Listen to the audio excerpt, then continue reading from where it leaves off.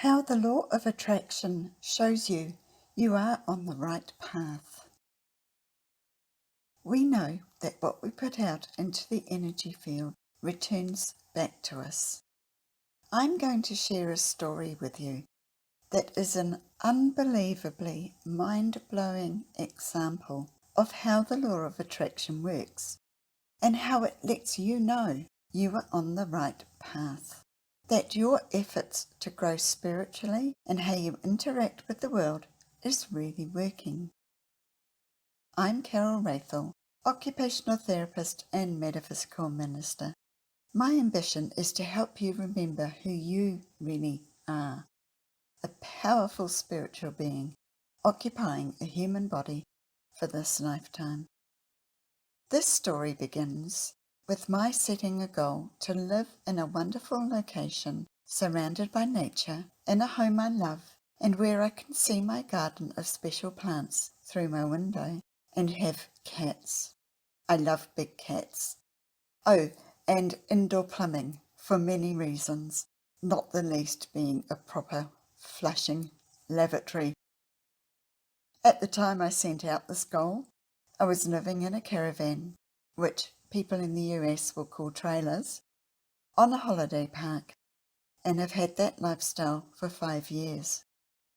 I'm not going to blow my own trumpet, but my life is pretty motivated to be in service for humanity and nature. I am not perfect. I have had moments I am not at all proud of. However, the general vibe has been good. Where I lived, I kept to myself and was pleasant to the people around me, often helping them when they needed it. I will start this story on the occasion that I was a target of unexpected and totally extreme verbal abuse by one of the residents where I lived. It was done very publicly, and I was in shock for quite a while afterwards. All who saw it were people who lived around me and a person on the management team. I really didn't cope too well with that abuse for a couple of days, so I informed the manager. They didn't care. The abuse happened again, and long story short, I was given 2 days to pack myself up and leave. I was served a trespass order, which meant I could not sleep in my own home at night. I had to book an expensive motel for that time. Of course, my ego was shocked, upset, horrified, angry, all of the emotions you can expect someone to experience, I experienced. The injustice of it all was the biggest thing to deal with. The first fortunate part of this story is that only around 6 weeks prior to that event, my sister offered me the ground floor apartment in her 2-level complex that is on a hill overlooking one of our oceans. It is surrounded by native bush, and she made a point of selling me on the one thing she knew I would jump at. You can have a cat! All the things I wanted for my dream home. The universe answered me. But wait, there's a lot more to the story, and we haven't got to the best part yet. Because of my daytime business, which is selling seeds online, I could not pack and leave straight away. Plan was to wait until the plants had finished producing seeds, sell the small caravan, and come up to the new home in the middle of the year. It turned out that the trigger event just moved the shift forward in time. Given that I only had 2 days to prepare to move a whole home, life, business, hobbies, tow a caravan to a new location, and move my mother plants, was too much for me. I could not do it in 2 days. I was not allowed to speak to anyone at the camp, so I could not ask for help from the nice men who lived nearby, who would have loved to have helped me with the jobs that really required a man. I have a health condition to do with my heart, and I knew I could not do it all myself, or I would have been put in hospital. So I reached out to my online community and asked for help. It turned out that that call for help went out through several online networks, and I was inundated with phone calls, text messages, and emails with offers of help and support. Day 1 of packing. Someone arrived and packed up most of my stuff within an hour. I simply handed them boxes, pointed to things to pack, and got out of their way. What a wonderful team the universe sent me. I received a phone call from someone who knew a tow truck driver who was happy to tow the caravan to the new location, and I waited for his call to arrange the day and time. When the ladies had finished packing, and after I'd given them things they wanted that I chose to part with, something incredible happened. One of the ladies asked if she could pray for me and give me a blessing. Of course I said yes, and she called on Holy Spirit to hold me in protective embrace and look after me. For the rest of that day and the next, I felt like I was enclosed, not only in a feeling of angels cradling me with their wings, but I sensed the mind of everyone who was sending love, support, and good vibes for my move. I felt like I was held in a collective hug, and it gave me the energy I needed to keep putting one foot in front of the other. A couple of men rang and offered help for the bloke stuff, what I call it, and we arranged that for day 2. The tow truck driver rang and gave me an incredible price. I had someone to look at the cabin and was able to relax knowing the next day was taken care of. Day 2 started with me not being able to find the key to the caravan. I was just having one of those moments when my phone rang. It was a local lady who was offering the help of her son to do some of the bloke stuff.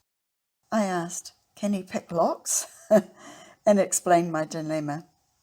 She arrived with her husband who was a builder, and they came and had a look together, and with a bit of ingenuity and some wire, they opened a window and unlocked the door.